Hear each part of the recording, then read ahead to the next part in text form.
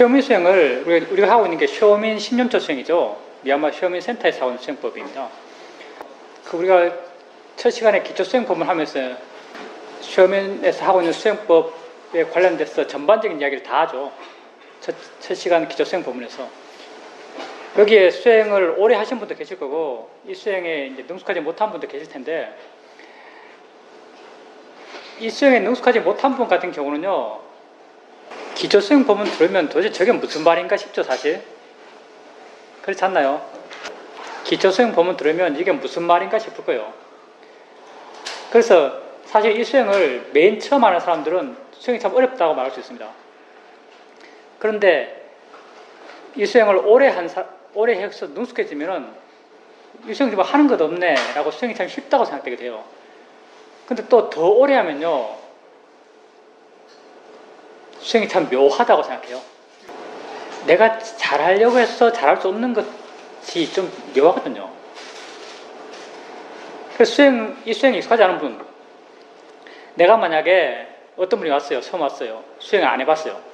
내가 이분을 붙들고 수행법에 대해서 10시간 이야기했다 해봅시다.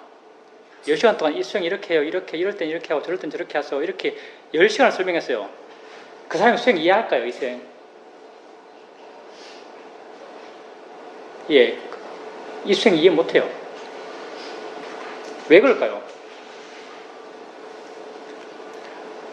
어떤 분 가운데는 뭐가 바른 수행이지라고 하면서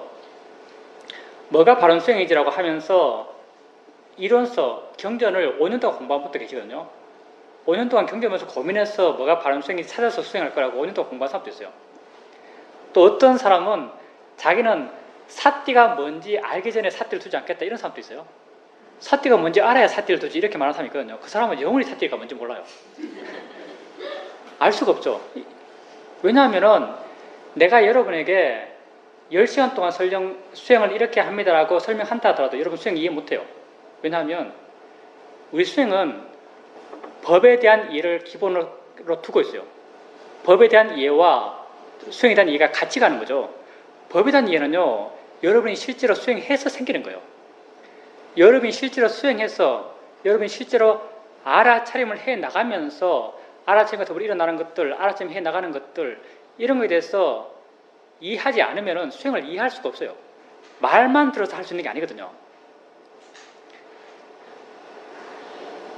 물론 말만 들어서 할 수 있는 수행도 없지는 않을 거예요. 근데 우리 수행은 절대 그렇지 않습니다. 말만 들어서 할 수 없어요. 여러분이 수행을 해나가면서 스스로 마음에서 알아차림이 뭔지, 이걸 내가 왜 보는지,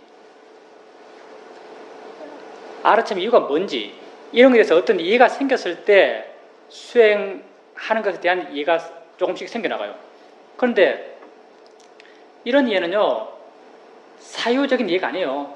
우리가 수행 지혜 명상을 이야기할 때 가장 말하기 힘든 부분이 여긴데요, 사유적인 이해가 아니에요.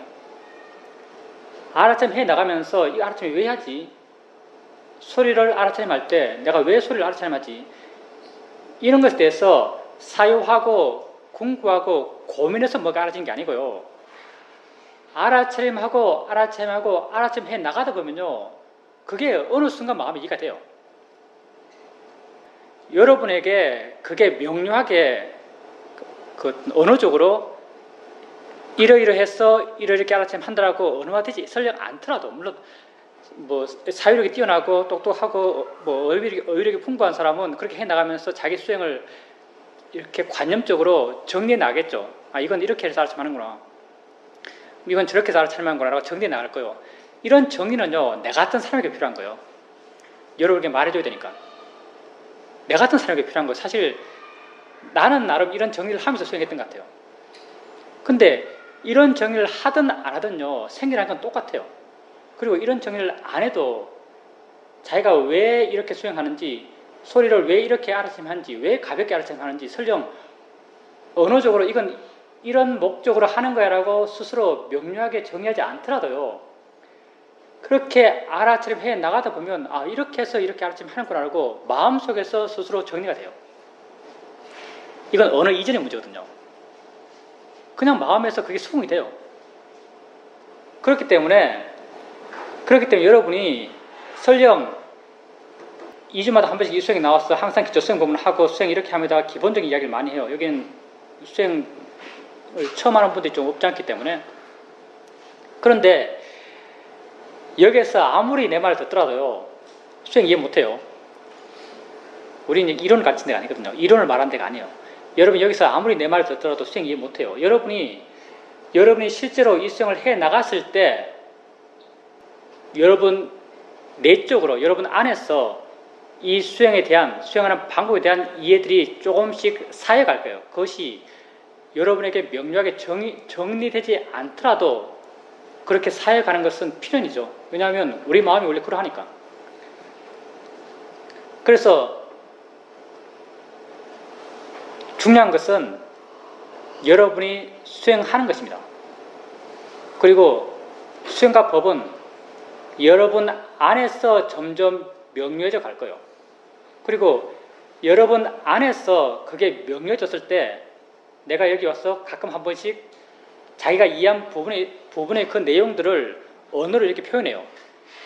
뭐 대상일 뿐입니다. 이런 것들. 뭐 자연의 이치입니다. 이거 같은 말이죠. 가볍게 알참하십시오. 이런 것들. 이렇게 언어적으로 표현된 말을 들었을 때 여러분 마음에 그렇구나라는 공감이 생겨나죠. 그게 이 공감이고 지혜인데요. 바로 지혜가 이렇게 마음의 느낌인데 이 공감은 내가 이렇게 말해주는 순간 여러분에게 생긴 게 아니에요. 여러분이 수행해 나가면서 여러분 마음에서 그런 지혜의 씨앗들, 지혜가 조금씩 커져갔기 때문에 여러분 마음에 이미 있던 그 지혜의 가능성들이 내 말을 듣고 어떤 명료하게 확인된 거죠. 그게 여러분에게 이미 있는 것이거든요. 내 말을 들어서 이해한 게 아니고요. 여러분 마음에 이미 있는 것이에요.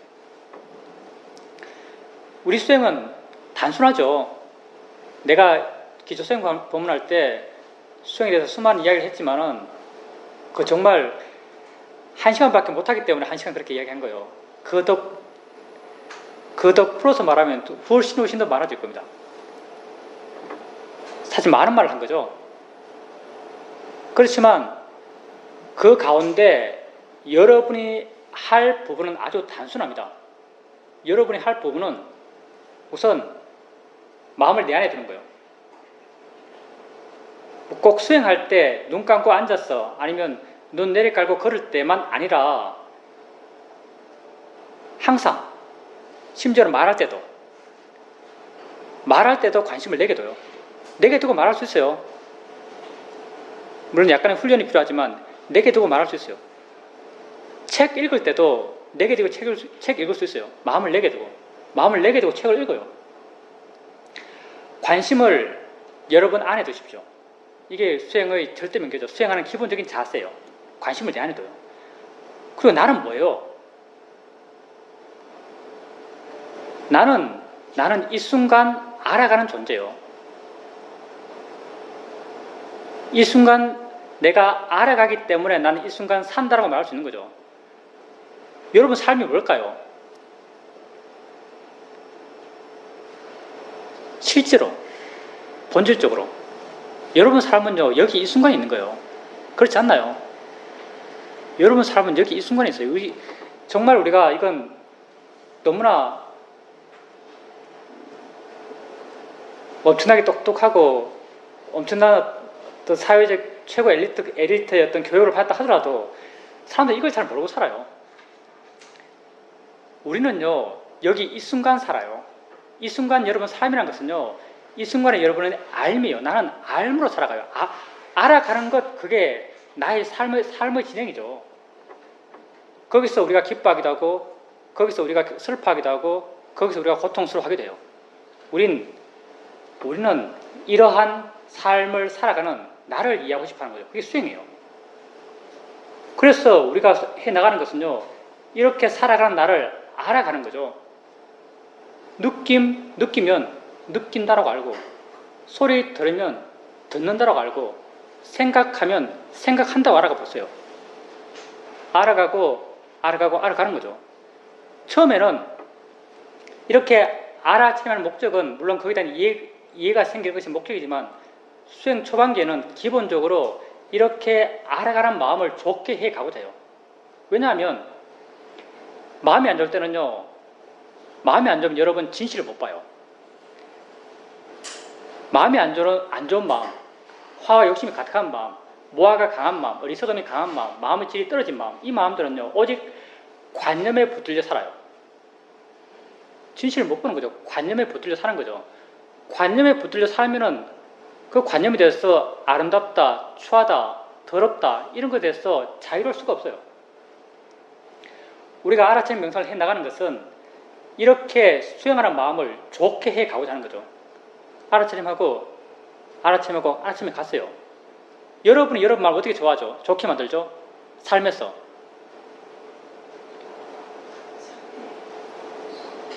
뭐 삿대는 수행 빼고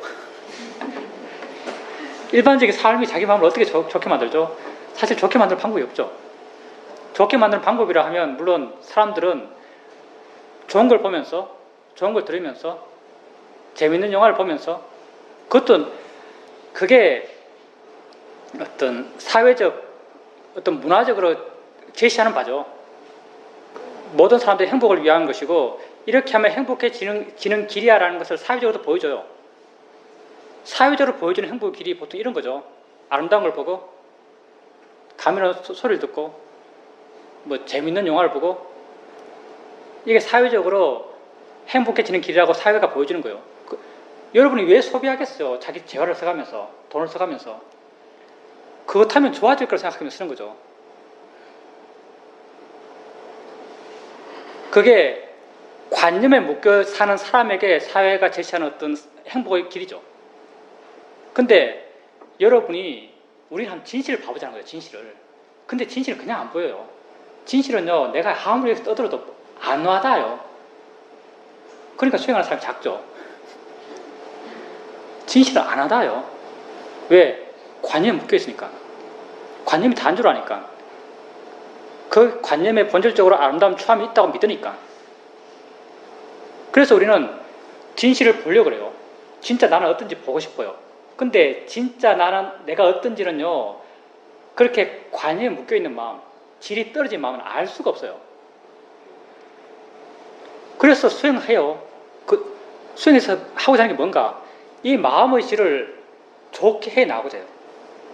그래서 하는 게 뭐죠? 알아차림. 알아차림 좋은 마음이요. 알려고 해서 알고, 은근 느낌 알려서 알고, 알려고 해서 알아요. 내가 여기서 이야기할 때 좀 간단하게 이야기해서 알아차리는 마음은 내가 일으킨다. 내가 일으킬 수 있는 마음은 알아차림 뿐이란 말을 가끔 해요. 좋은 마음 가운데 내가 의지적으로 일으킬 수 있는 것은 알아차림 뿐이라는 말을 하죠. 여러분에게. 근데 이건 사실 좀 편의상 하는 말이고요. 어떤 마음도 사실은 여러분이 일으킬 수가 없어요. 여러분이 알아차리는 마음을 일으킬 수가 없죠. 여러분이 할 수 있는 게 뭐냐면요. 관념을 알려고 할 수 있어요. 엉덩이 느낌을 알려고 할 수 있어요. 엉덩이 느낌을 알려고 하면요. 알아차리는 마음이 일어나는 거예요. 여러분은요. 알아차리는 마음을 일으킨 게 아니고요. 엉덩이 느낌을 알려는 마음을 일으켜요. 엉덩이 느낌을 알려는 마음을 일으키면 알아차리는 마음이 일어나요. 소리 들으려는 마음을 일으키면 소리를 알아차리는 마음이 일어나요. 이렇게 자기에게 경험되는 것을 알려고 해 나가면서 알아차리는 마음이 그 따라서 일어나요. 알아차리는 마음이 이렇게 일어나면요. 점점 이 힘이 좋아지는 거죠. 이게 좋은 마음이에요. 좋은 마음 힘이 좋아지는 거죠. 좋은 마음의 힘이 좋아지면 마음의 질이 좋아지는 거죠. 관념에 묶여있던 그 질 낮은 마음에서 점점 마음이 좋아져 가는 거예요. 이게 수행을 통해서 마음이 좋아지는 거죠. 모든 마음은 원인과 결과의 관계에 묶여 있어요. 연기라고 말하죠. 인연지어 일어나는 거예요. 우리의 삶, 우리의 삶의 진행은 모두 다 연기의 어떤 묶음에 묶여 있어요. 여러분이 지속적으로 어떤 것을 알려고 하고 어떤 것을 알려고 함을 통해서 알아차린 마음이 일어나고 알아차린 마음, 사띠의 마음이 일어나고 사띠의 마음이 일어나다 보면요. 사띠의 마음 힘이 좋아지고 이게 좋아지면 이걸 원인으로 다른 마음들이 저절로 좋아져요. 이거 여러분이 하는 일이 아니에요. 우리는 자연의 이치로서의 존재예요. 우리는 연기적 존재거든요. 여러분이 하는 게 아니에요. 하나가 좋아지면 다른 것도 따라서 좋아져요. 알아차림 힘이 좋아지고 고유함 힘이 좋아지고 지혜의 힘, 신심의 힘, 노력의 힘들이 점점 좋아져 가는 거죠. 이렇게 좋아진 마음의 힘, 이게 뭐죠? 수행하는 마음의 힘이요. 수행하는 마음이 있어요. 다시 말해서 내가 일상의 삶을 살아갈 때 나를 알아가요.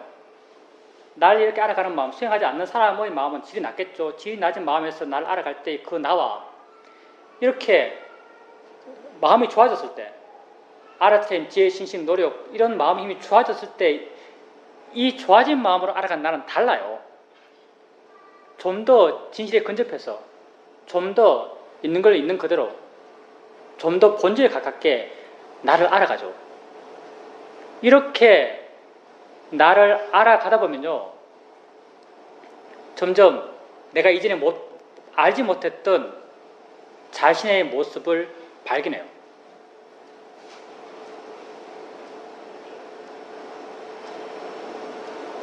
내가 이전에 난 이런 존재라고 생각했던 그런 존재가 아님을 조금씩 알아가죠. 여러분이 알지 못했던 새로운 것, 그리고 여러분이 진실로 어떤 존재에 대한 안들이 생겨날 거예요. 이게 이제 이렇게 되어 나가는 것을 우리 수행의 어떤 점차에서는 이 부분이 사실은 사회도와 나가 다른 부분인데, 우리 사회도는 굉장히 폭넓게 가르쳐요. 굉장히 폭넓게 가르치는 게 무슨 말이냐면 사실 안 가르친다는 말이에요. 이 같은 말이에요, 사실은. 안 가르쳐요. 아주 단순한 이렇게 알려해라. 뭐 엉덩이 느끼는 느낌도 알고, 손에 느끼는 느낌도 알고, 뭐 생각도 알고, 이렇게 알아침하고 가라. 이게 사회적 가르침 거의 대부분이에요. 다예요. 그리고 나서는 가끔 한번 던져주는 법에 대한 이해. 그것도 우리 못 알아듣게. 당신 수준의 말로 그냥 표현해버리죠. 우리 못 알아듣게. 이게 사회적 가르침이에요. 안 가르쳐줬다 보니까요, 수행하려고 하는 사람들은 그렇게 알아차림해 나가면서 그런 알아차림의 결과로 자연스럽게 진행되어 나가는 그런 과정들, 그런 걸 스스로 해나가고요, 스스로 분석해가고 스스로 정리해 나가요. 그러니까 폭이 넓죠, 사실은요. 굉장히 폭넓게 수행해요. 폭넓게 수행하는 그 반대급부가 뭐가 있느냐? 폭넓게 수행을 하지 못하는 사람은 아예 수행을 못해요. 폭넓게 수행하는 사람은 아주 깊이 이해해요. 자기가 다 그걸 알아가기 때문에. 사회도 잘 안 가르쳐주니까. 뭐 옛날 중국 선사들도 이런 말을 했다면서요. 깨닫고 난 뒤에 가르쳐주지 않은 스승의 은혜가 너무나 크다, 이런 말을 했다면서요.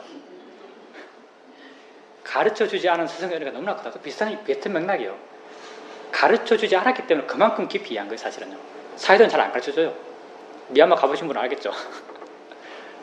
그렇게 세밀하게 가르친 분이 아니죠. 그래서 굉장히 폭넓게 알게 되죠. 근데 나는 그런 파워가 없죠. 파워가 떨어진 사람이죠. 그래서 나는 아주 폭넓게 가르쳐요. 아주 폭넓게 가르쳐. 그래서 하나하나 다 가르쳐줘요. 뭐 맨 처음 가르침할 때는 이렇게 가볍게 자유롭게 가르침해 나가고, 그 다음 수동적으로 가르침해 나가고, 그 다음 무의지적으로 가르침해 나가고, 그 정도로 마음 힘이 좋아지면 이제 아는가 물어보면 그 정도 마음이 좋아지면 아는 것도 이해된다고, 아는 것 알아가고, 아는 것 알아가면 그냥 아는 걸 계속 알면 된다고, 이렇게 수행을 그냥 아주 그냥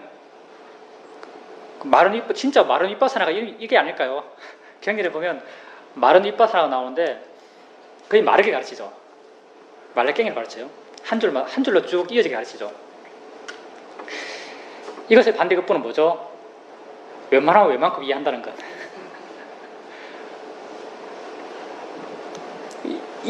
내가 이렇게 말한 이 수행의 과정들, 이렇게 마음이 좋아지고 자기를 반항하면 자기의 새로운 점, 진실한 자신의 모습을 반항한다는 것을 내가 수행의 어떤 진행의 과정을 이야기할 때는 처음에는 이렇게 마음이 좋아지는 그 과정을요, 수행을 알아차리는 방식의 변화를 이야기하는 거예요. 마음이 좋아졌기 때문에 그렇게 알아침할 수 있는 거예요. 맨 처음에 수동적 알아침 할 수가 없어요. 왜? 능숙하지 않기 때문이 아니고요, 마음이 안 좋기 때문이에요. 마음의 질이 낮기 때문에 하나 알 때 그 순간 마음이 다른 걸 몰라요. 하나 알면 하나만 알죠. 한참 기다리다 보면 자기가 아주 강한 게 나타나죠. 그러니까 맨 처음에 수행할 때는 하나 알아차림 하면은 한참 거기 머물러요. 뭐 있지라고 좀 궁금해하면서 머물다 보면 옆에서 쿵 소리 들리죠. 아, 소리 있네 해서 소리 옮겨가요. 또 소리 한참 머물다 보면 또 강한 느낌 어떤 게 나타나요. 그럼 그 느낌 가고. 처음엔 이렇게 해야죠. 왜 이렇게 못하죠? 마음이 안 좋기 때문이에요. 능숙하지 않기 때문이 아니고요. 수행의 기술적인 면이 아니고요. 마음이 안 좋기 때문에 그래요. 안 좋은 마음은 어떤 마음인가? 집착하는 마음, 하나에만 머물러 있는 마음, 그 하나에 집착하는 마음, 둔한 마음, 깨어있지 못한 마음, 활발하지 못한 마음, 이게 마음이 질이 안 좋은 거예요. 근데 다른 거 나타나면 다른 걸로 옮겨가요. 이렇게 옮겨가는 마음을 해나가죠. 자유롭고 활기차게 알아가는 거죠. 맨 처음에는 옮겨가는 게 힘들죠. 왜 옮겨가는 게 힘든가? 하나를 볼 때 하나를 강하게 보기 때문에 그래요. 강하게 본다는 건 집착한단 말이고, 점점 그 하나를 가볍게 보면요, 옮겨가는 게 쉬워져요. 마음의 활발함과 마음의 고요함은요, 서로 상호 보완적이에요. 고요함의 힘이 커질수록, 바르게 고요할수록, 그러니까 대상을 가볍게 알면 알 수 있을수록 대상을 쉽게 옮길 수 있어요. 이렇게 점점 마음을 가볍게 알아가고 점점 대상을 쉽게 옮겨갈 수 있어요. 대상을 가볍게 알아가면서 대상을 쉽게 옮겨가면서 마음의 질이 점점 변하는 거죠. 마음이 바뀌는 거예요. 마음의 바뀜이요, 마음의 어떤 드러남으로 이렇게 변함이 드러나는 거예요. 주로 드러나는 건 점점 옮겨가는 게 가벼워져요. 점점 옮겨가는 게 빨라져요. 옮겨가는 게 빨라지는 것은 그 대상을 가볍게 알 수 있단 말이고, 그리고 마음이 깨어있단 말이죠. 이렇게 가볍게 알아가고 가볍게 옮겨가고 가볍게 알아가고 가볍게 옮겨가고 해 나가다 보면 점점 마음의 활발함이 강해져요. 그리고 대상에 대한 집착이 약해지죠. 그렇게 마음이 좋아졌을 때 어느 순간 하나 알았는데 동시에 이미 마음이 다른 걸 알고 있어요. 마음이 이만큼 깨어있는 거예요. 하나 알았을 때 기술적으로 다른 걸 아는 기술이 아니고 스킬이 아니고 이건요, 마음이 그만큼 좋아져서 깨어있었어요. 하나 알았을 때 다른 게 이미 알아져요. 이미 알아져 있어요. 마음에 다른 마음이 일어나서 그걸 이미 알고 있어요. 스스로. 이렇게 스스로 마음이 아는 것으로 마음을 옮겨요. 그 순간 이미 마음이 또 다른 걸 알고 있어요. 마음이 그만큼 깨어있는 거죠. 마음의 질이 그만큼 좋아진 거예요. 그때 마음 또 다른 데서로 마음을 옮겨요. 이걸 우리는 수동적 알아차림이라고 말하죠. 뭐 시험에서 그렇게 쓰는 말은 아니에요. 내가 주로 쓰는 말이죠. 수동적 알아차림. 수동적 알아차림 특징이 뭐냐면요, 점점 나의 노력이 필요가 없어요. 왜냐하면 다른 것 아는 순간 이미 마음은 거기 가 있어요. 다른 것 알아지는 것에 이미 마음이 거기 가 있어요.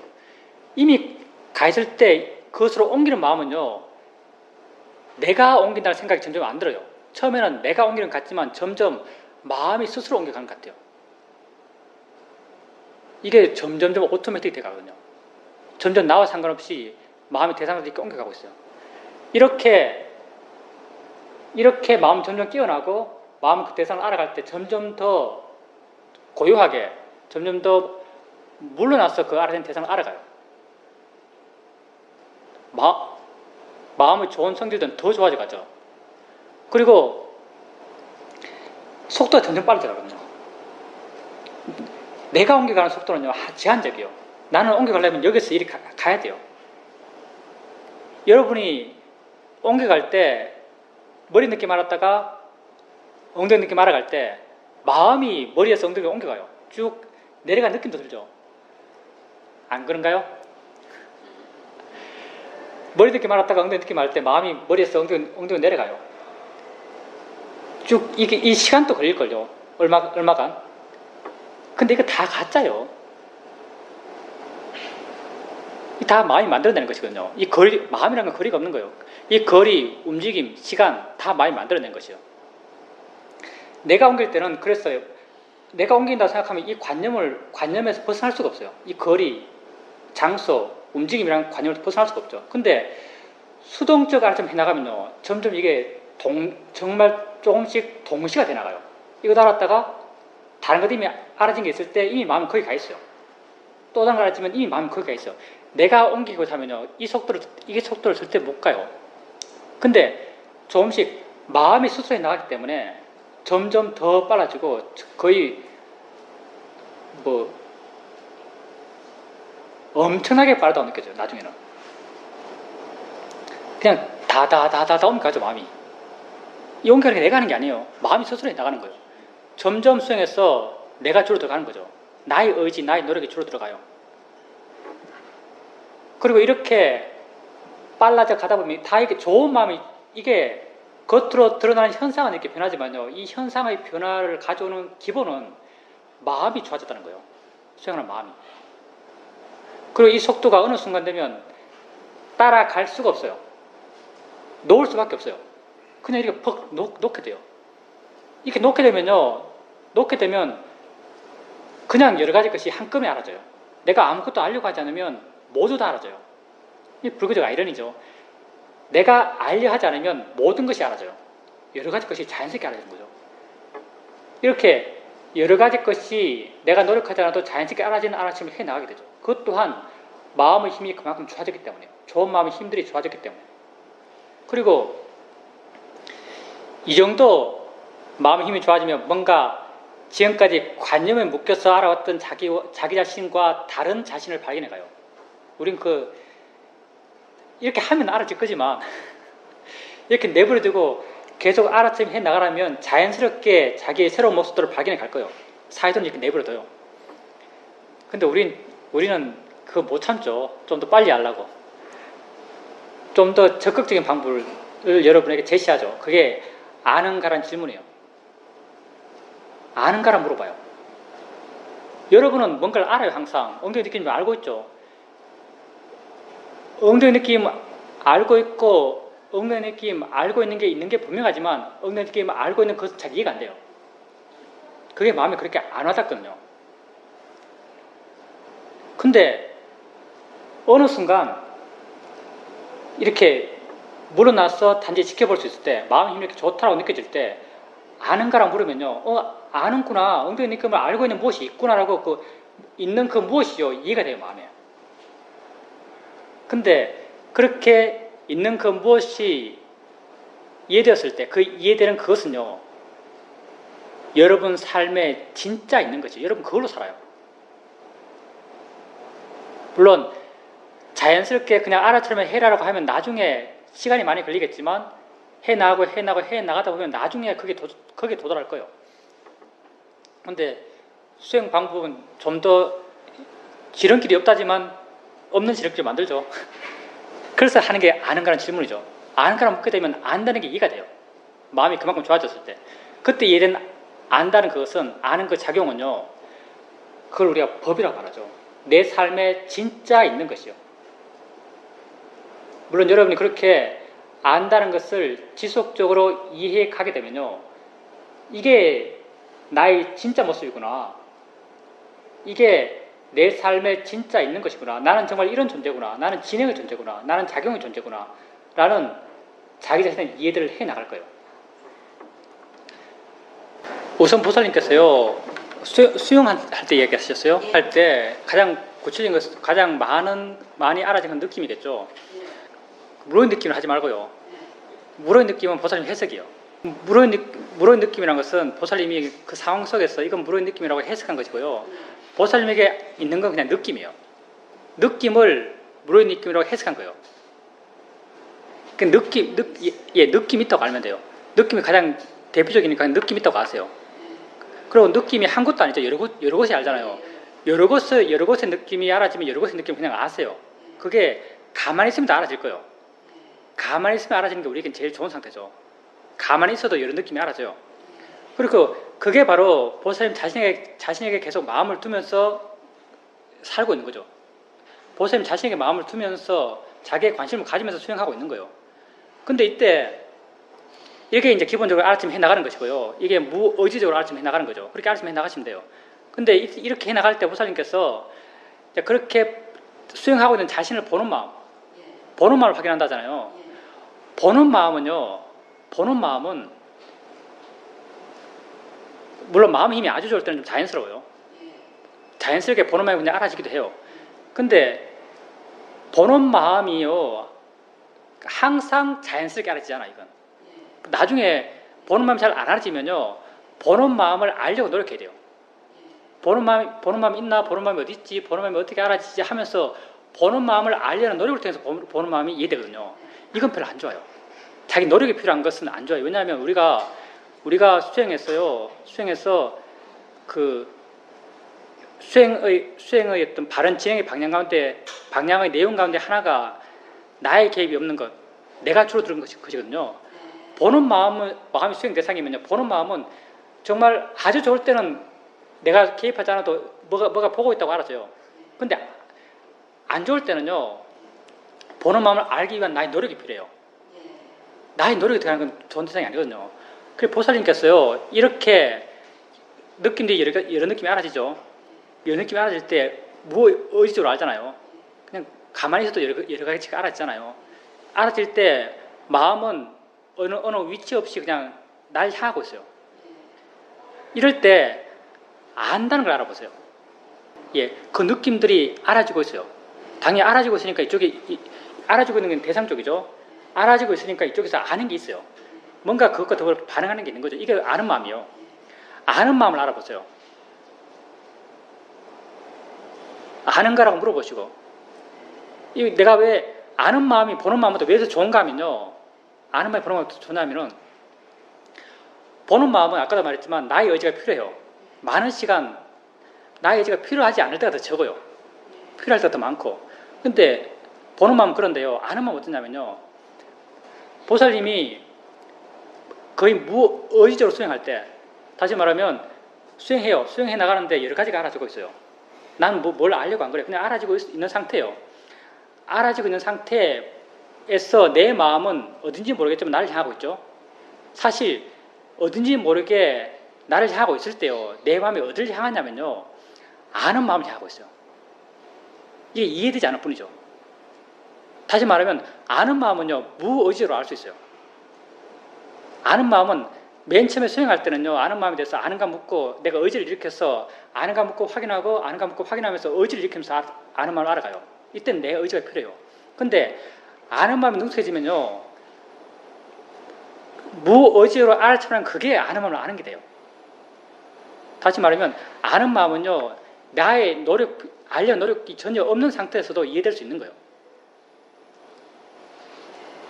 그러니까 수행의 바른 진행의 방향과 부합하는 대상이거든요. 이게 좀 복잡한지 모르겠지만 보살님이 알아차림할 때 일반적인 알아차림도 그냥 던져두고 알아치는 대로 아세요. 예, 내용이 있어도 상관이 없어요. 우리가 내용을 모르면 바보죠. 내용은 자연스럽게 알아요. 내용이 자연스럽게 내게 알아지고요. 그 내용을 알면서도 실제로는 법을 이해할 수 있는 거죠. 우리는 내용을 배제한 법을 이해하는 게 아니고요. 내용과 관념과 함께 있는 법을 이해하려고 하는 거죠. 보살님께서 지금 난 궁금한 게요. 일반적인 알아차림에서 하나를 아세요? 여러 가지를 한꺼번에 아세요? 예, 여러 가지를 한꺼번에 알잖아요. 여러 가지가 한꺼번에 알 때 보살님은 어느 한 대상을 알려고 하지 않죠. 그냥 알아지잖아요. 사실 그렇게 그냥 알아질 때요. 보살님이 수행할 의지를 안 일으켜요. 수행할 의지를 안 일으켜도 사실 그때 보살님이 실제 아는 것은요. 아는 마음이에요. 그게 이해되지 않을 뿐이죠. 아는 마음은요. 의지를 안 내도 알 수 있는 거예요. 리마인드 하는 것이 수행 방법 맞죠. 근데 그게 초보예요. 처음에 수행을 익숙하지 않기 때문에 처음에 수행할 때는 계속 나의 노력으로 수행해 나가요. 그게 나의 노력으로 수행해 나가는 거죠. 우리가 바른 견해도요. 자연이치와 대상에 계속 일으켜줘요. 이게 맨 처음 수행할 때 이렇게 해요. 근데 익숙해지면요. 안 해요. 난 이거 안 한 지 정말 한참 됐어요. 왜 안 하느냐. 알아쯤 해 나가다가 가끔 한 번씩 내게 바른 견해 이치가 있나 하면요. 있어요. 이미. 예, 자연의 이치란 바른 견해가 있는가라고 확인해 보면요. 이미 있어요. 대상에 대한 바른 견해가 있는가 하면 이미 있어요. 없기 때문에 이렇게 주는 거예요. 자연의 이치다 대상이란 바른 견해가 없기 때문에 이렇게 주는 거죠. 근데 수행을 계속해 나가다 보면요. 이런 바른 견해가 이미 있어요. 마음은 지가 스스로 하거든요. 이미 있는데도 이렇게 줄 필요가 없어요. 이건 사회도 법문집 보면 가끔 이런 말 하죠. 이미 다니는 것은 대학교인데 공부는 초등학교 때처럼 한다. 이런 말 하잖아요. 사회도 법문집 보면. 그게 그런 말이죠. 바른 견해가 이미 있는데 왜 이렇게 해요? 이렇게 필요가 없는 거죠. 없으니까 일으키는 거예요. 그 보살님께서도 now and here이라고 똑같은 거예요. 이미 내가 현재 깨어 있고 현재 내가 일어나는 걸 알아차림 해요. 현재 알아차림 하고 있다는 것은 now and here에 있는 거예요. 근데 현재 나를 알아차림 해 나가면서 now and here 하고 있는 거예요. 이게 대학교에 다니면서 초등학교 공부를 하는 거예요. 현재 내가 알아차림 하고 있으면요, 현재 깨어 있는 것이고 현재 살고 있는 것이죠. now and here에 있는 거예요. 할 필요가 없는 거죠. 하지 않는 게 더 바른 거예요. 그때는 우리가 수행 이야기 할 때요, 이렇게 수행합니다 하지만 이게 모든 사람에게 통용되는 게 아니죠. 어떤 사람에게 이게 맞지만 어떤 사람에게 맞지 않아요. 예, 맞습니다. 그때는 해야 돼요. 그때는 왜냐하면 그때는 다른 사람이 어떤 말을 하고 그게 많이 반응하잖아요. 반응한다는 그 말 자체가요, 그 말을 자연의 이치로 대상으로 이해하는 마음이 없다는 말이에요. 없기 때문에 일으키는 거죠. 근데 일상의 수행을 해 나갈 때 자연의 이치란 지혜와 대상이라는 지혜가 있는데도 일으킬 필요는 없다는 거죠. 그리고 해 나가다가요, 가끔 이렇게 소리 듣고 듣기 말고 이렇게 일상의 수행을 해 나가다가 가끔 한 번씩 자연의 이치라고 내가 이해하고 있나라고 확인해 보세요. 확인하면요, 그게 있어요. 그리고 알아차림도 마찬가지고, 그냥 알아차림 해 나가면 그걸로 here and now에 있는 거예요. now and here에 있는 거예요.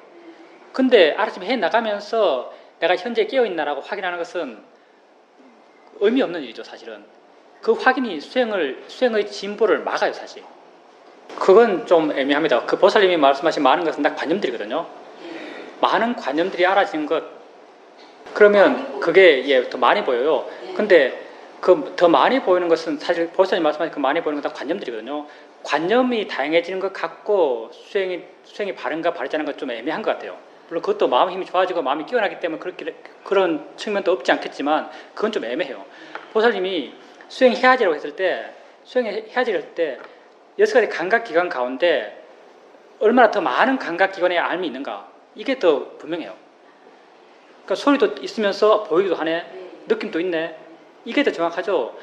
이게 좀 더 수행적으로 마음이 좋아졌다는 것을 측정하기에 좀 더 바른 대상이에요.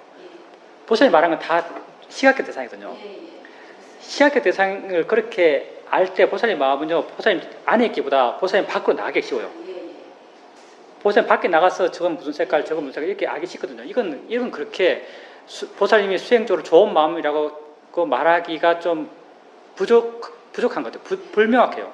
이것보다는 보면서 듣는 것도 있네, 들으면서 느끼는 것도 있네, 이렇게 여러 가지 감각기관이 같이 일어난다고 확인하는 게 더 바른 길 같아요. 좀 더 바르게 자기 수행을 검증할 수 있는 검증 도구 같아요. 아까도 말했지만 보는 마음을 알기보다요, 안다는 걸 이해하세요. 보살님께서 알아차림 할 때 무의지적으로 알아차림해요. 여러 가지가 자연스럽게 들어오잖아요. 이럴 때 가볍게 자기에게 물어봐요. 아는가라고 물어보는 거예요. 가볍게 아는가라고 물어봐요. 이렇게 물어보세요. 안 물어보세요? 내가 항상 물어보라 하는데, 물어보면 안다고 이해돼요. 그러니까 감각 같은 게 지각되는 것, 그것은 대상이거든요. 대상은 묻기 전에도 됐어요. 그렇죠? 대상은 묻기 전에도 느낌들이 있었어요. 이걸 알고 사는 게 아니에요. 아는가라는 질문은요, 그 대상이 있고 대상이 있다는 것은요, 뭔가 이렇게 알고 있다는 말이에요. 뭔가 알고 있으니까 이게 있는 거죠. 이게 이쪽이 없으면요, 이게 어떻게 내게 알아지겠어요? 감각이 있다는 것은 감각을 알고 있는 게 있단 말이에요. 근데 이 알고 있는 것은요, 내게 인지 안 돼요. 아는 마음, 대상과 더불어 작용하는 마음, 이건요, 내게 인지 안 돼요. 이건 순수하게 작용을 하고 있어요. 그래서 우리 이걸 법이라고 그래요. 이걸 이해하고 싶은 거예요. 아는가라는 질문은요, 아는가라는 질문은 대상 쪽을 이해하기 위해서 하는 게 아니고요, 대상이 분명히 내게 알아지고 있다면은 그것을 그 대상과 더불어 함께 작용하는 마음이 분명히 있어요.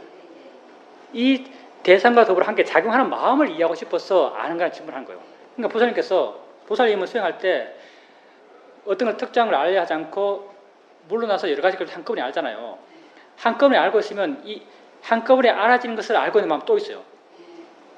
이 마음을 확인하고 싶어 하는 거예요. 그래서 우리가 아는가라 질문해요.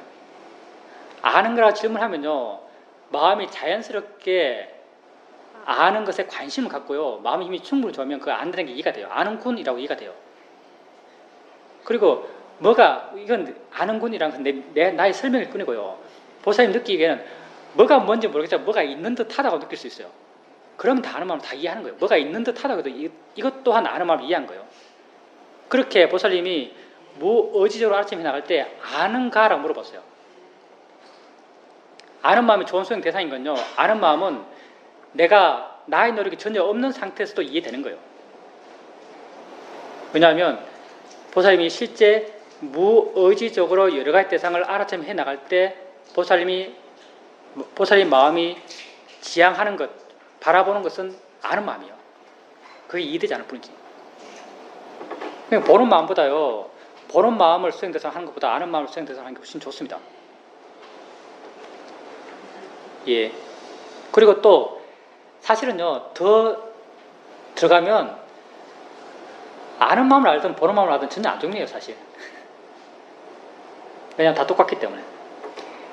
어떤 수행자가 있습니다. 어떤 수행자가 이제 저장된 마음, 이걸 뭐 이제 우리 마음을 부처님 니까에 나온 그대로 말하면은 사람들이 이해하기 힘들어요. 왜냐하면 우리 수많은 기억은 어디 있지? 이런 걸 생각하잖아요.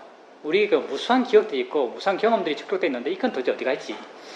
그래서 사람들은 이런 기억들이 저장된 그런 마음을 하나 만들어냈죠. 대승 유축해서 이걸 이제 아리아시라고 부르죠. 말 들어봤잖아요, 아리아시. 근데 이제 가면 아리아식 부분을 니까에서는 어떻게 설명하는가? 니까에서는 설명할 때 이 저장된 것이요, 어찌 떨어져서 고유하게 있는 게 아니고요. 떨어져서 저장이라는 것이 저장 공간에 있어서 저장되어 있는 게 아니고요. 그냥 내 알미 일어나는 마음에 같이 있는 거예요. 같이 일어나고 같이 사라져요.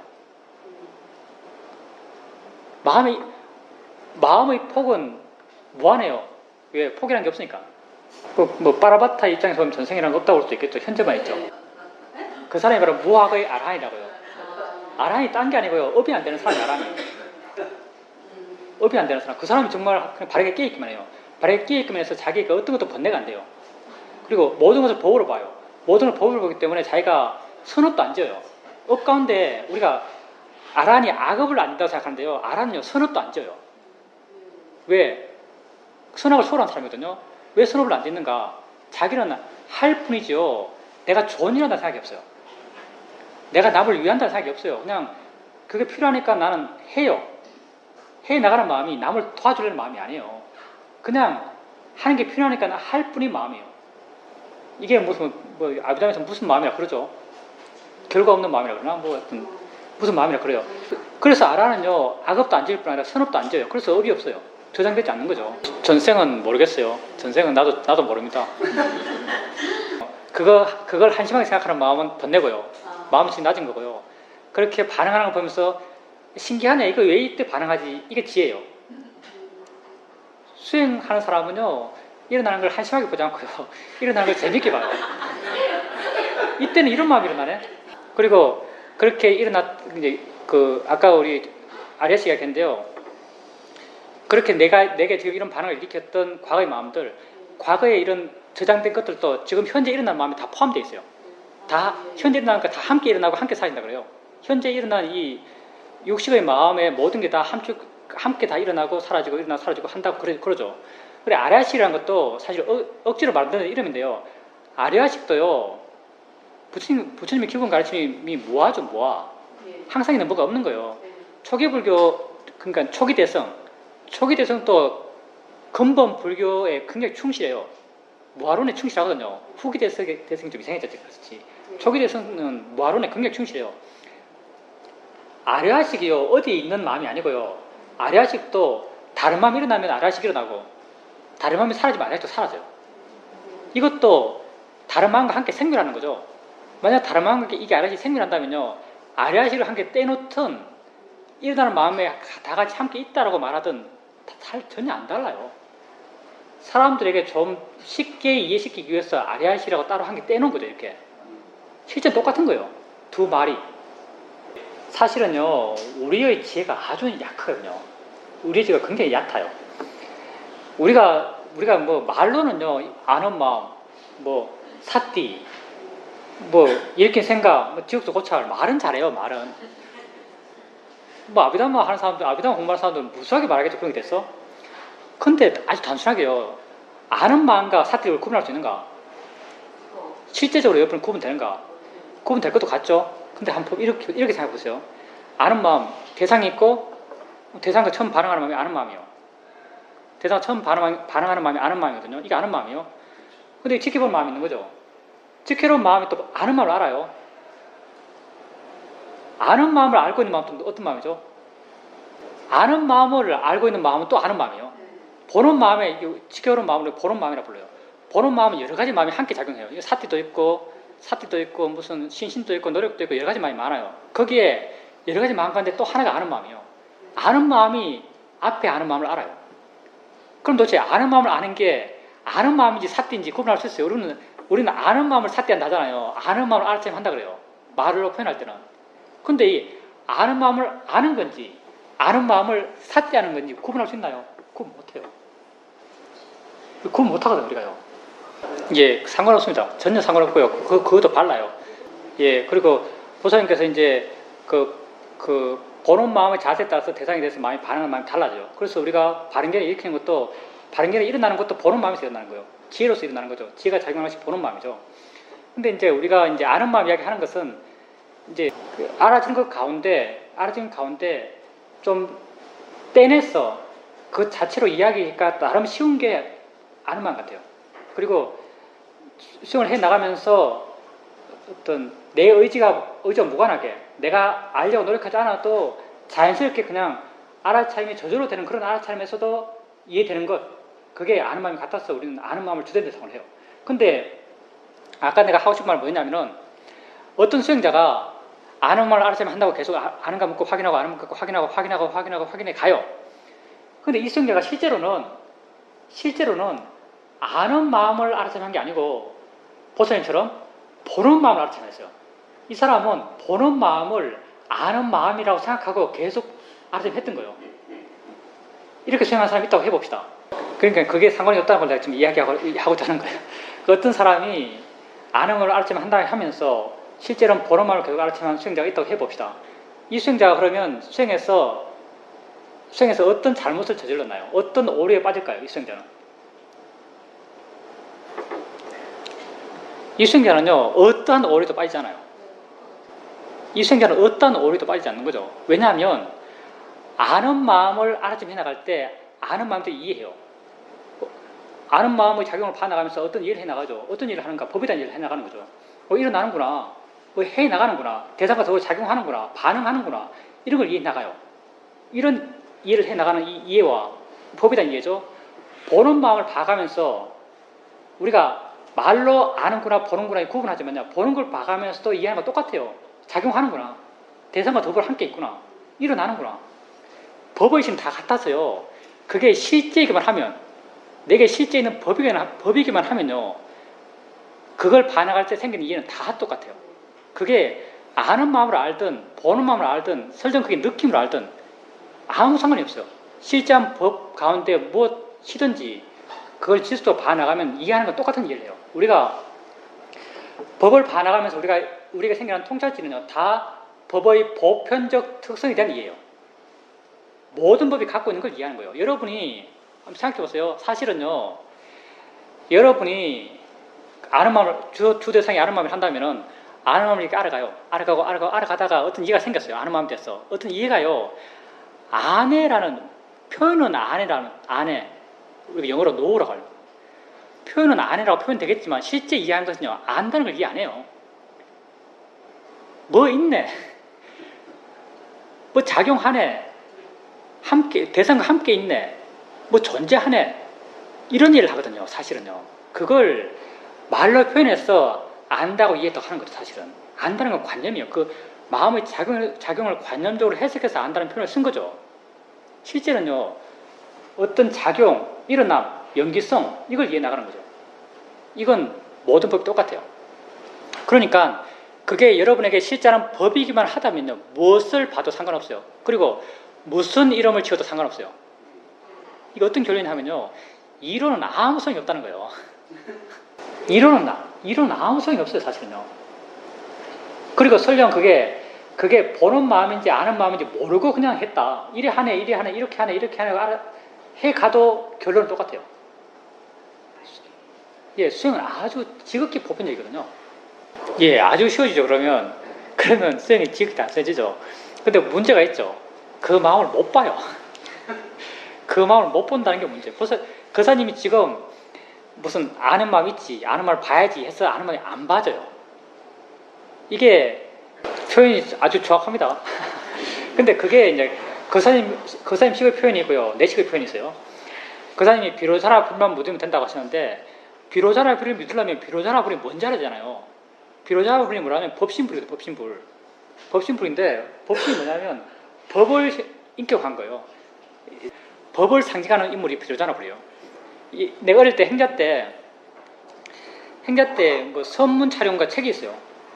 책 페이지를 넘기니까 설악산 봉우리 같은 걸 사진을 찍어놨어요. 사진을 찍어놓고 밑에다가 비로자나불이라고 써놓은 거예요. 설악산 사진 찍어놓고. 그래서 내가 아무리 찾아도 암벽에 비로자나불이 안 새겨져 있어요. 이게 아니 도대체 이게 뭐가 비로자나불이지. 내가 행자 끝날 때까지 이걸 해결을 못했어요. 뭐냐면은 그냥 자연 그대로, 이치 그대로, 법 그대로가 비로자나불이죠. 비로자나불을 믿으면 된다 이 말이에요. 우리 식이 뭐냐면요, 실자는 법만 알면 된다 똑같은 말이에요.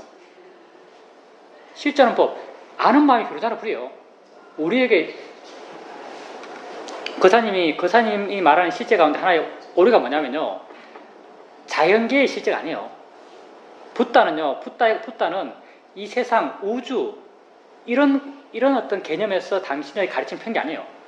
붓다는요, 인간 하나하나 개인의 문제를 다루셨고요.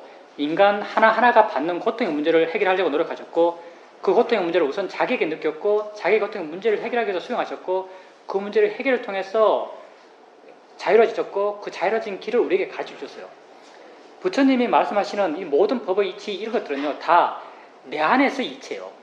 그래서 부처님이 말씀하신 세계는요, 내 알미 미치는 게 부처님이 말씀하신 세계예요. 그게 18개죠. 18개가 곧 아님의 설신이 보는 세상, 듣는 세상, 느끼는 세상, 맛보는 세상, 냄새 맡는 세상, 생각되는 세상. 아님의 설신으로 만들어진 세상이 18개예요. 다 나의 알미 미치는 세상이죠.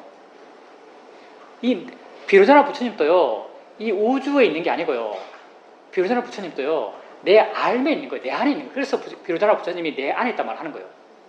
내 안에 있는 비로자나 부처님은요, 바로 내 알의 세상에서 실제 존재하는 것, 진실한 것, 이게 바로 비로자나 부처님이죠.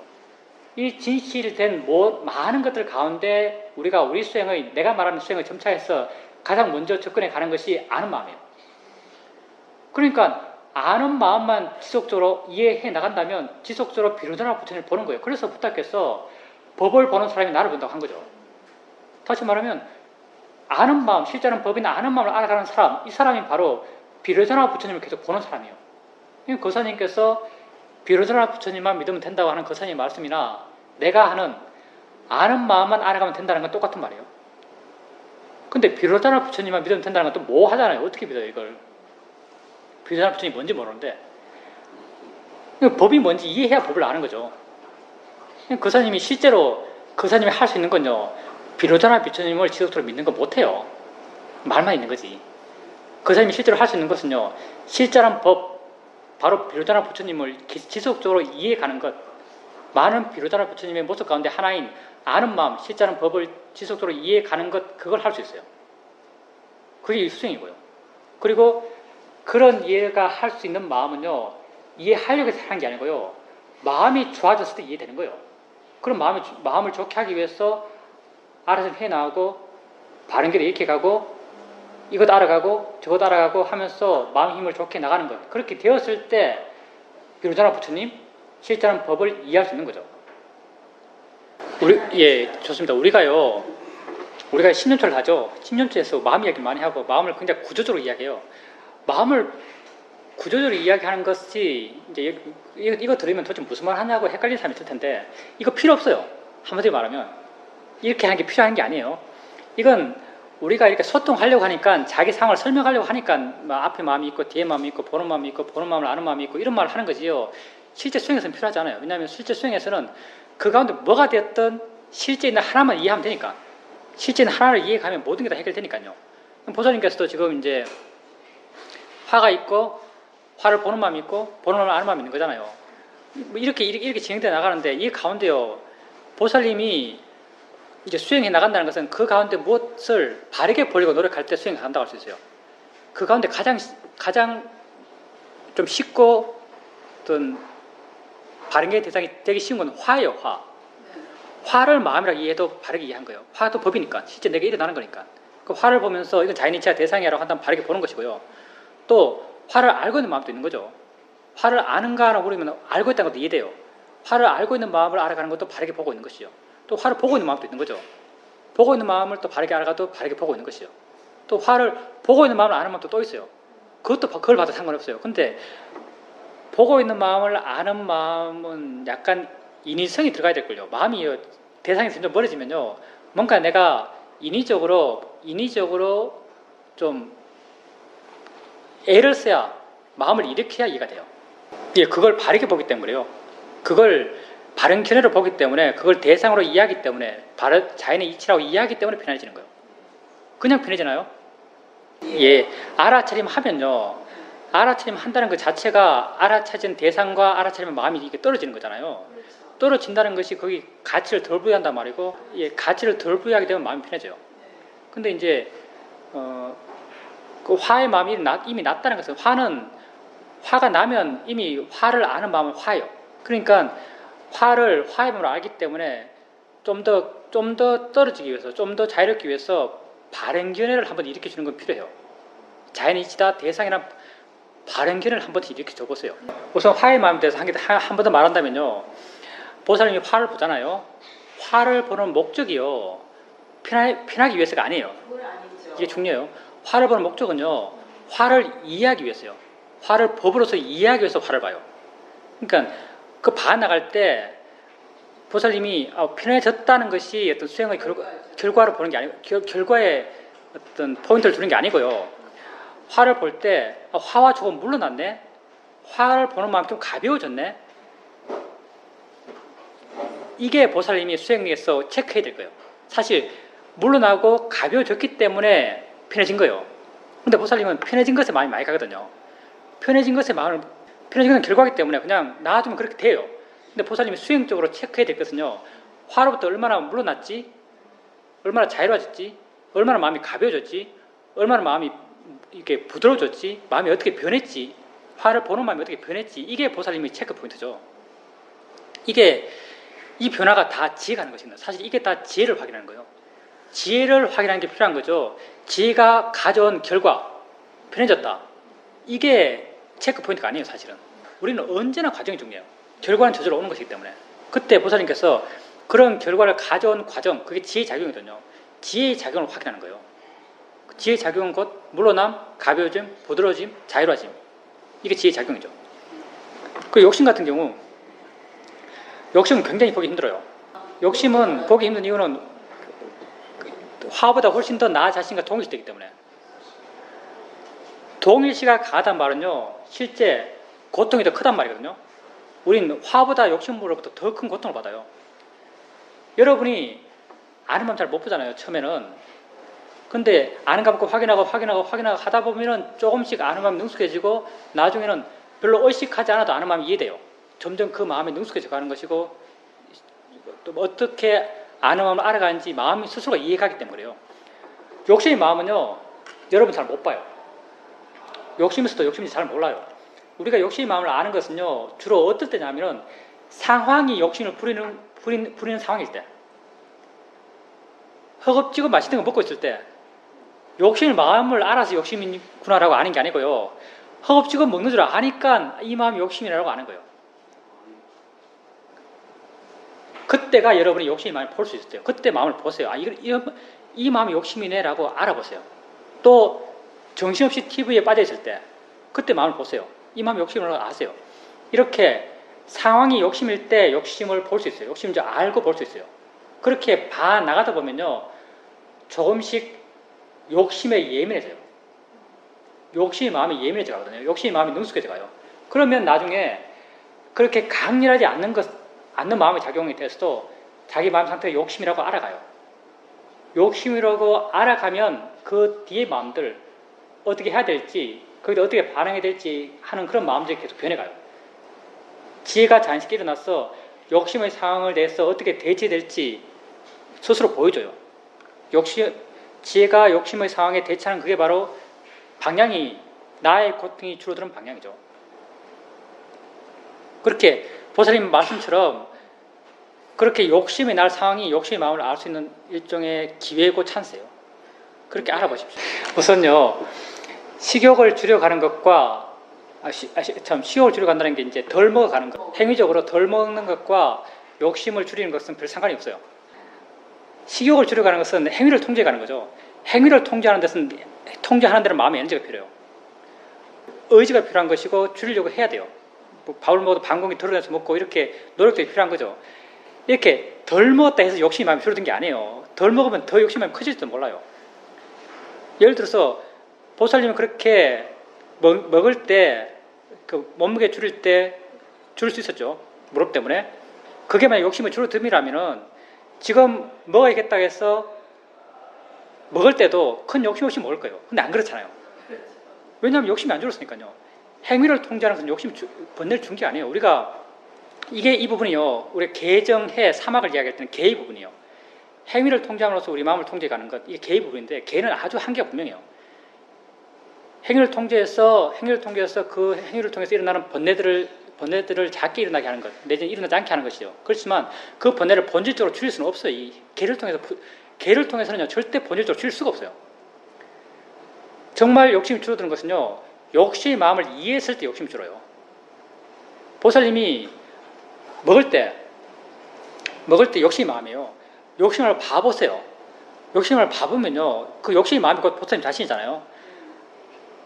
그렇게 먹어야지 하면서 먹을 때요, 그 먹는 마음을 보면, 욕심의 마음이 주도하는 그 마음을 보면요, 마음이 깜깜해요. 마음이 엄청 들떠있고요, 마음이 막 정신없이 뭔가로 치달려가요. 정말 수준 낮다라고 얘기가 돼요. 정말 수준 낮은 마음, 욕심의 마음으로 뭘 해나갈 때 마음 상태가 정말 수준 낮거든요.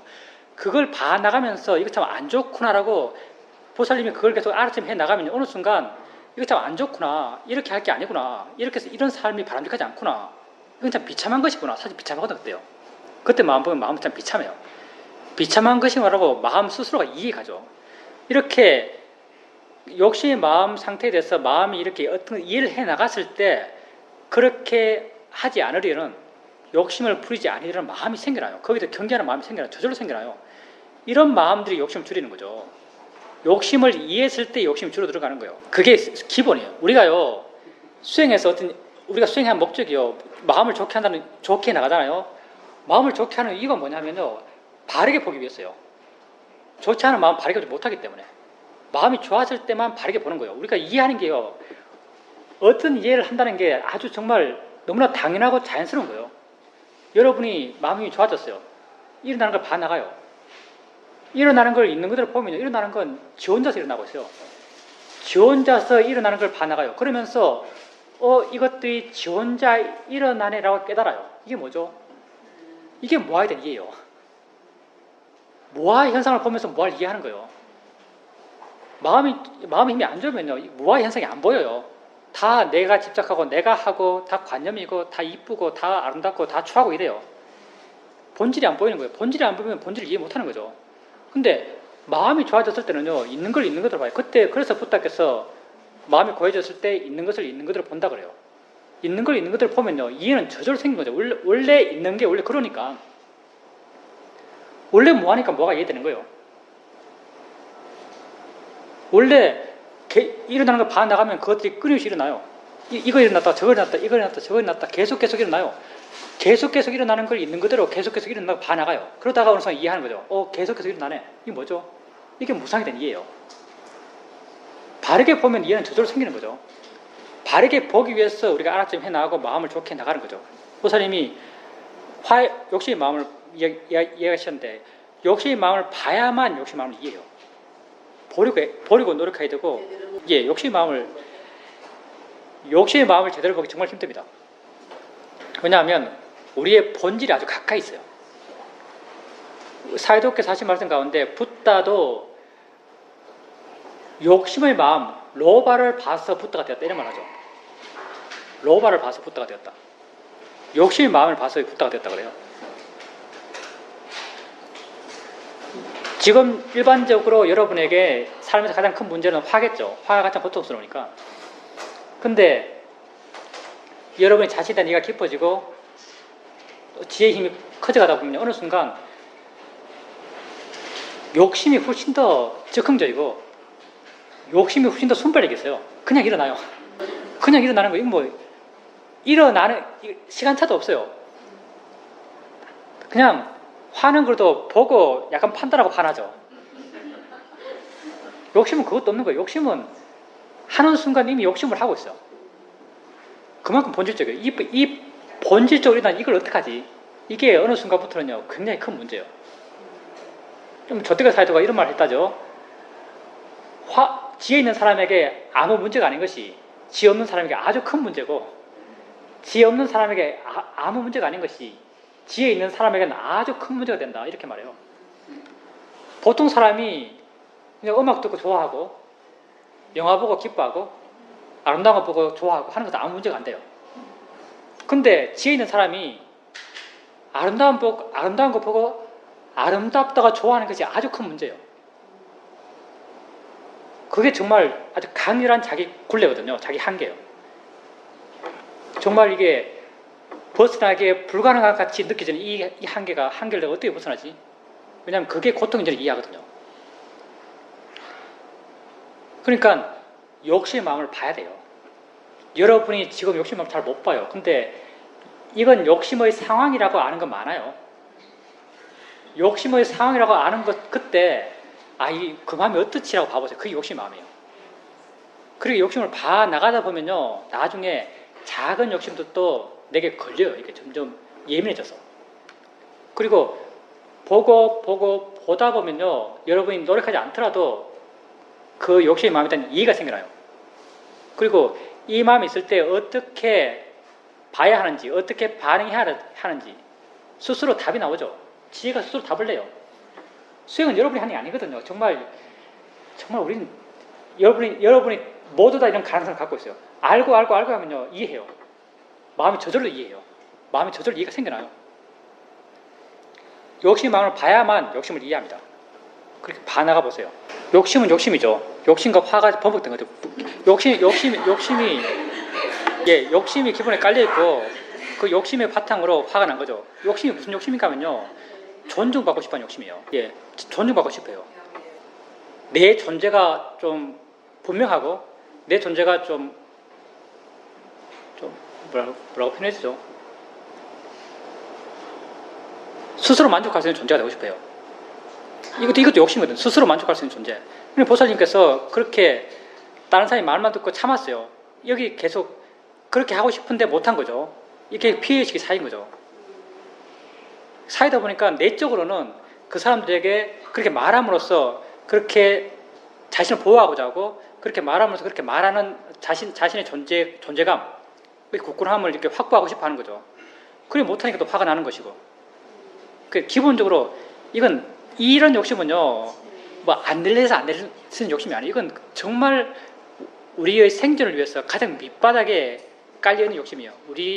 우리의 마음의 프로그램 가운데 가장 바닥에 깔려있는 프로그램, 가장 근본 프로그램 비슷한 거예요. 존중받고자 하고 인정받고자 하고 내가 안정적이고자 하고 내가 좀 스스로 만족할 수 있는 내가 되고 싶어 하고 인정받고 싶어 하고 이게 가장 기본적인 프로그램이죠. 이렇게 되지 못해서 그 상황이 보살님이 그 상황을 판단하기에 그걸 위협하는 상황이죠. 위협하는 상황이니까 화가 나는 거예요. 근데 이제 보살님이 이제 그런 일이 있었어요. 그게 보살님 삶의 체험이죠. 보살님 그 삶의 체험에서 그걸 해결하는 방식, 우리가 따진 건데 어떻게 사는가가 문제니까 어떻게 사는가 그 문제를 어떻게 해결하는 건 접근법이 되겠죠. 보살님이 접근한 방식은 이제 보면 주로 주되게는 뭐 그 사람 정말 잘못했지, 그 사람 한 이야기 생각하고 그 상황 생각하고 내가 참았던 거 생각하고 억울한 거 생각하고 과거의 사건들을 생각하는 거예요. 생각하는 거죠. 과거의 사건을 해결하고자 해요. 보통 사람은 그렇게 해결해요. 근데 수행은 다르죠. 수행적 해결을 시도하라고 말하고 싶은 거죠. 수행적 해결은 뭐냐? 과거에 그 사람이 뭘 했든 내가 어떤 걸 당했든 지금 있는 건 생각이에요. 수행은요, 지금 있는 이 생각을 이해하고자 하는 거예요. 과거의 삶의 내용을 이해하는 게 아니고요. 과거의 삶의 내용의 인과를 따져가면서 뭐가 옳고 그런 걸 따져서 시시비비를 가리는 것이 목적이 아니고 수행은요. 수행은 내게 지금 알아지는 것, 아는 게 내 삶이니까 내 삶을 진짜 있는 것, 내 삶을 진짜 있는 것은 과거의 사건이 아니고 사건을 내용이라는 생각이에요. 생각을 알고자 해요. 생각을 알고자 하고 생각을 생각으로서만 이해하고자 해요. 생각을 생각으로서 이해하고자 하는 목적이요. 과거의 사건을 잊고자 하는 게 아니에요. 과거의 사건의 의미를 두면서 본다면은 과거의 사건을 잊고자 하는 게 아니고요. 생각으로서 이해했을 때 마음은 그 생각의 내용에서 평온해지고 우백가해지고 우백가한 마음은요. 그 사건을 좀 더 명확히 봐요. 좀 더 있는 그대로. 수행한다 해서 그걸 잊고 전하지 않고 따지지 않는 게 아니에요. 단지 화로서 하지 않으려고요. 왜냐하면 화로서 하면요. 내가 상대에게 뭘 따져도요. 상대에게 따지기 전에 내부터 아파요. 우선 자기가 안 아파야 돼요. 내가 안 아플 수 있는 방법은 내게 지금 알아지는 생각, 내게 알아지는 생각을 생각으로 이해하면요. 생각의 내용부터 자유로워요. 자유로운 마음으로도 그것의 시시비비는 알아요. 뭐가 옳고 그 사람이 잘못했는지 잘못하지 않았는지. 그러면 나는 화 아닌 마음으로 그 사람 이야기할 수 있죠. 그때 당신이 잘못했더라고. 이렇게 되고자 하고요. 이렇게 되기는 쉽지 않겠지만 우리는 이렇게 되고자 노력해요. 이렇게 되고자 노력하는 것, 그게 수행하는 거예요. 근데 우리가 수행하는 것도 극복하라고 수행하는 게 아니에요. 바르게 보려고 한번 시도해봐라. 바르게 보려고 노력해라. 바르게 보려고 노력하는 거, 그게 바르게 살려는 노력이에요. 바르게 살아라는 거죠. 그냥 바르게 보려고 노력해보라는 거죠. 노력해서 안 되는 건 어쩔 수 없어요. 안 되면 안 되는 대로 또 안 되는 상황에 맞춰야겠지만 수행한다라고 한다면은 생각을 바르게 보려고 노력하셔야 돼요. 바르게 봐지 않더라도 바르게 보려고 노력하는 그 자체가요. 바른 거예요. 선하려는 의지가 가장 선한 거예요. 바르게 보려고 노력하는 그게 가장 선한 마음이요. 가장 큰 선업이죠. 수행하는 마음이 가장 큰 선업의 마음이요. 잘 되고 안 되고는 그 다음 문제죠. 고등학교 책에 내가 고등학교 다닐 때 내가 철학대에서 하도 모르지만 칸트 이야기 나오면서 나온 말이 있어요. 칸트가 순수 이성 비판에서 이런 말을 했대요. 진정 선한 것은 선하려는 의지다. 이게 윤리책에 나오거든요. 진정 선한 것은 선하려는 의지다. 이거 우리로 치면요. 가장 좋은 마음은요. 수행하려는 의지예요. 바르게 보려는 의지가 가장 바른 거예요. 바르게 봐지고 봐지지 않는 건 그 다음 문제죠. 그러니까 그 순간순간을 바르게 살기 위해서 바르게 보려고 하는 노력은 하셔야 된다는 거죠. 설령 보살님 느끼기에 여전히 바르게 보지 못한다라고 느껴지더라도요. 보살님 마음은 조금 변해요. 보살님 모르는 부분에서 조금 변해요. 조금 바르게 봐줘요. 우리 마음이 조건들이 그러하기 때문에요. 마음이 내가 바르게 보려고 노력하면 조금이나마 바르게 봐지지 않을 수가 없어요. 그럼 좀 더 객관적이 되고 좀 더 바르게 판단하게 되고 좀 더 바르게 반응하게 되고 바른 방향으로 조금씩 변해가는 거죠. 앞으로 어떤 내용이 되더라도요. 그런 삶의 내용을 그냥 내용에 빠져서만 있지는 마십시오. 회양도성 함께 하겠습니다. 부처님의 가르침을 따르는 저는 이 수행의 선업으로 부처님께 예경 올립니다. 부처님의 가르침을 따르는 저는 이 수행의 선업으로 부처님의 가르침에 예경 올립니다. 부처님의 가르침을 따르는 저는 이 수행의 선업으로 승가에 예경 올립니다. 고귀한 알아차림 수행을 통해서 늙음과 죽음의 고통에서 완전히 벗어나기를 기원합니다. 이 수행의 공덕으로 모든 번뇌가 소멸하는 아라한의 지혜에 속히 이르게 되기를 기원합니다. 이 수행의 공덕이 열반에 이르는 밑거름이 되기를 기원합니다. 이제 이 수행 공덕을 일체의 모든 존재들에게 나누고자 합니다. 나를 보호하는 천인으로부터 31체 존재하는 모든 중생들에게 이 수행 공덕을 회양합니다. 사